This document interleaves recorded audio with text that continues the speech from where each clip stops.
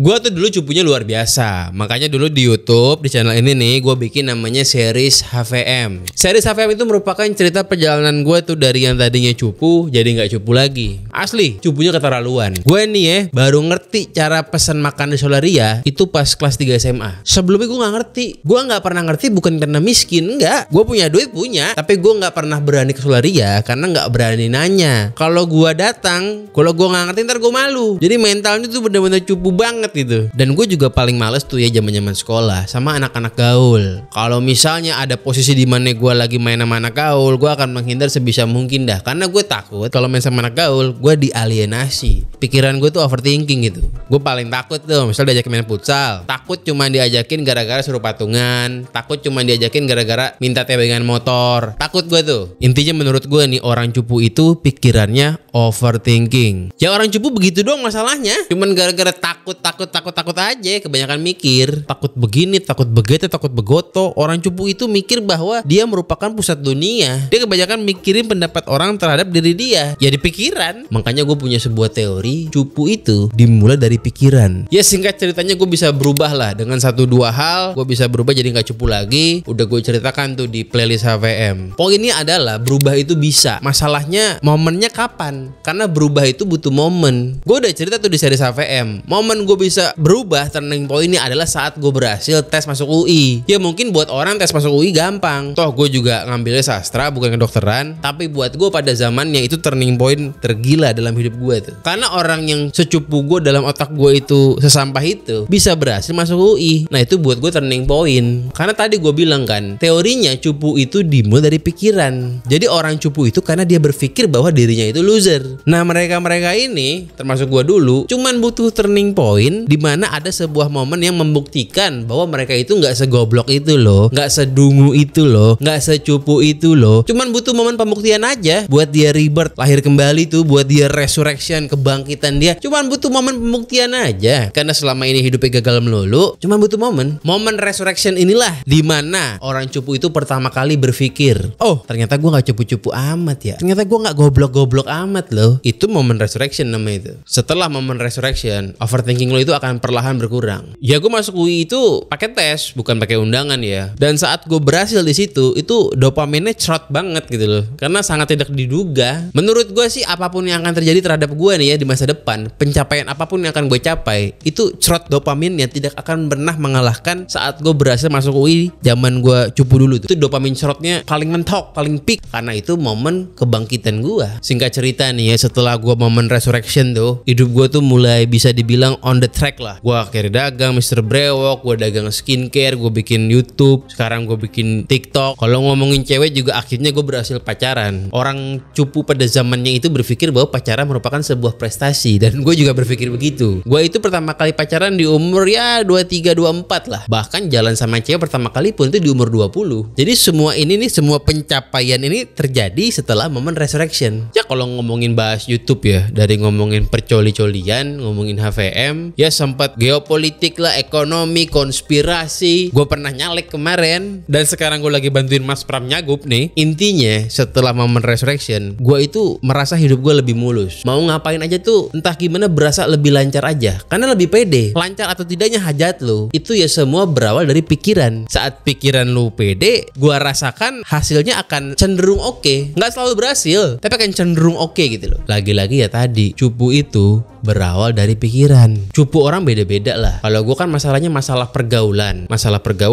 romansa. Ini masalah gue nih. Gue nggak punya masalah keuangan, tapi ada juga orang yang rendah dirinya karena dia miskin. Ada juga macam-macam. Dan lagi-lagi hipotesa gue, semua orang butuh momen kebangkitannya, butuh momen resurrectionnya. Dan momen resurrection ini menurut gue bisa dicapai sendiri, juga bisa dicapai dengan bersama-sama orang lain. Kalau dicapai sendiri, ini harus menunggu momennya. Tapi kalau dicapai bersama orang-orang lain nih, orang-orang cupu nih misalnya bareng-bareng nyari momen resurrectionnya, itu menurut gua akan bisa dipercepat tuh kedatangan si momennya. Nah itu kenapa sekarang gua lagi bikin nih namanya Lux Maxing Club. Ini merupakan masih konsep ini masih prototype ini. Ini merupakan bisa dibilang event yang akan memaksa pesertanya ini mendapatkan momen resurrection. Karena tadi gue bilang kan, gue berhipotesa saat kita bareng-bareng nih menuju tujuan yang sama, itu momen resurrectionnya akan bisa dipaksa datang lebih cepat dibanding kita sendirian. Kalau sendirian nungguin momennya datang entah kapan. Buat gue pribadi, momen gue datang di tahun 2013 momen gue tuh dulu. Ya sekali lagi ini semua kan hipotesa. Ini baru dugaan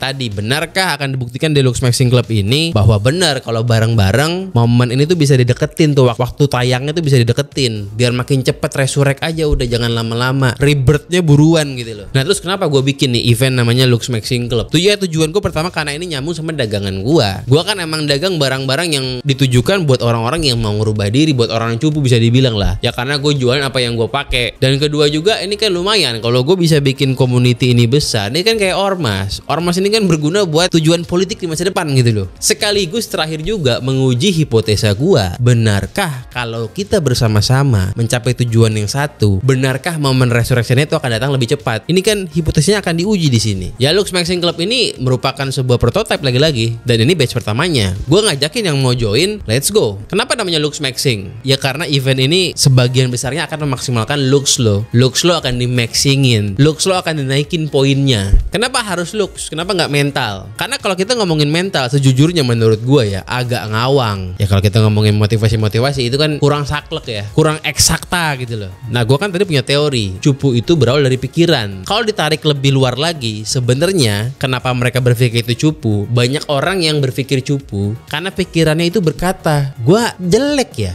Itu banyak yang begitu. Karena lu merasa jelek, lu jadi berpikir bahwa lu cupu. Ditambah lu miskin, ditambah lu gak punya teman. Tapi jelek itu akan ngaruh kepada pikiran lu. Nah maka itu, looks itu perlu dimaksimalin. Lux Maxing Club. Kenapa begitu? Karena otak itu memberi respon dari mata kita kan, dari citra yang kita lihat gitu loh. Kita melihat di kaca, looks kita kurang oke, jelek lah katakan. Ya otak akan memberikan respon. Oh, lu cupu. Disitulah bermula. Itu teorinya. Itu yang gua rasakan dulu. Ya entah karena lu gemuk, entah karena lu bau, ya entah pokoknya lu jelek dah. Apa yang lu lihat itu akan jadi mental cupu karena ngelihat di kaca lu cupu dulu. Gue nih, gue nggak berani ngaca karena gue malu. Gue ngeliat muka gue jelek. Ya mungkin gue nggak jelek-jelek amat, tapi kan otak gue berkata gue jelek. Ini kan masalah perspektif. Ya mungkin menurut kita selevel-level Vidi Aldiano dia super ganteng misalnya, tapi kan menurut Vidi Aldiano sendiri belum tentu dia ganteng. Ini kan perspektif. Nah makanya looks mesti di-maxingin supaya ada pembuktian bahwa ternyata lu itu nggak jelek-jelek amat loh, bahwa lu tuh bisa juga loh. Itu filosofinya. Gue mau ngajakin lo join batch pertama Lux Maxing Club. Kita akan cari rumusnya bareng-bareng di sini. Sebenarnya gue menunggu ini di zaman Jokowi 2014 pas dia bilang revolusi mental, tapi kan nggak ada. Mana revolusi mentalnya? Ini yang namanya revolusi mental sesungguhnya. Karena mental itu perlu diperbaiki dalam pikirannya tuh. Bagaimana cara dia memandang diri sendiri? Kita bikin salah satunya lewat Lux Maxing Club ini. Bayangin di negeri ini berapa banyak tuh orang-orang desperate, orang frustasi yang ingin rebirth, yang ingin resurrect. Dia pengen lahir kembali, pengen bangkit. Kalau lu mau join nih campaign Lux Maxing ini buat batch pertama, lu isi tuh form yang gue taruh linknya di bagian deskripsi video. Isi aja formnya, nanti tim gue bakal ngehubungin lo. Ini acaranya 2 hari di Jakarta, tanggal 16 sampai 17 bulan November 2024. Ya tapi gue disclaimer, ini acara nggak megah-megah karena ini kan Gen 1. Yang penting intisarinya dapet. Jadi Lux Maxing Club ini acaranya itu ada 5 segmen. Segmen yang pertama kita akan ngomongin soal rambut. Karena rambut ini penting banget. Banyak orang yang dia tuh jadi jelek karena nggak bisa milih gaya rambut yang pas buat dia. Karena gaya rambut itu harus mengikuti bentuk muka. Kalau apa nih, kotak kayak diamond kayak bulat lonjong, ini mesti dipikirin.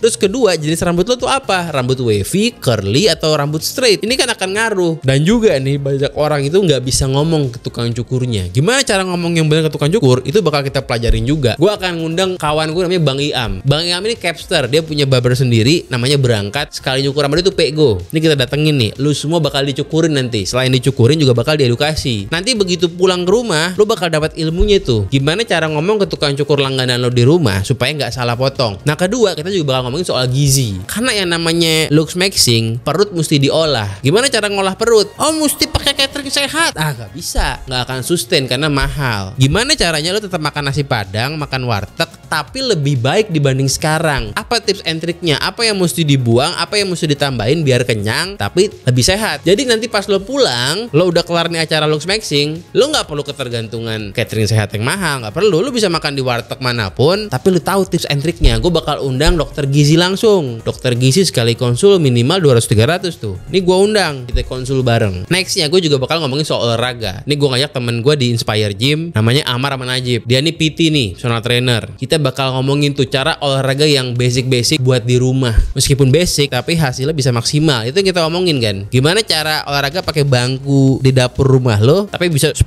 gerakan. Jadi lu nggak perlu ke gym, lu nggak perlu buang duit ke gym kek, lu nggak perlu ikut macam-macam. Lu bisa di rumah pakai body weight, pakai berat badan lu sendiri, tapi maksimal. Itu kan yang penting kan. Jangan sampai karena nggak ada duit, tapi di rumah nggak maksimal. Ini kita omongin nih, di rumah tapi maksimal, kan begitu. Selanjutnya gue akan undang juga kawan lama gue nih, namanya Mbak Rahel.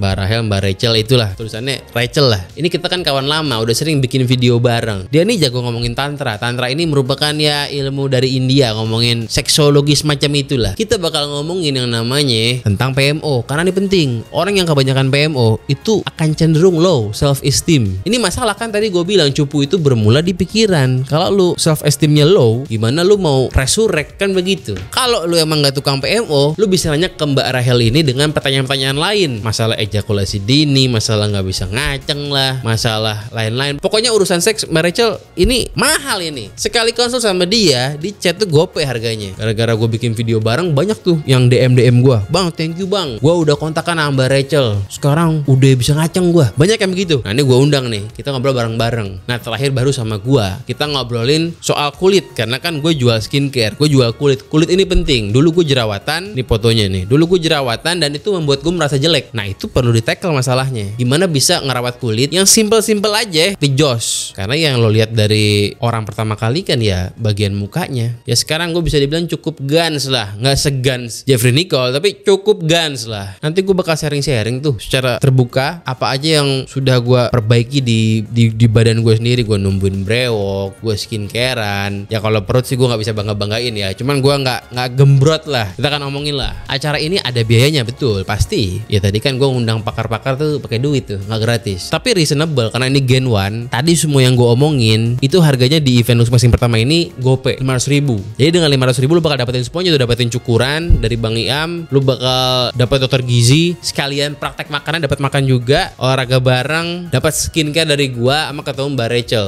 Kenapa gue bikin murah nih batch pertama? Ya karena kan Gen 1. Gen 1 ini kan perlu banyak masukan. Ya masukan lo akan sangat berharga buat Lux Maxing Club ini. Oke, kalau lo minat acaranya bulan depan nih 16-17, lu klik tuh link form di deskripsi video ya, lu isi, kita tim gua hubungin. Adios, vamos, no homo, I love you.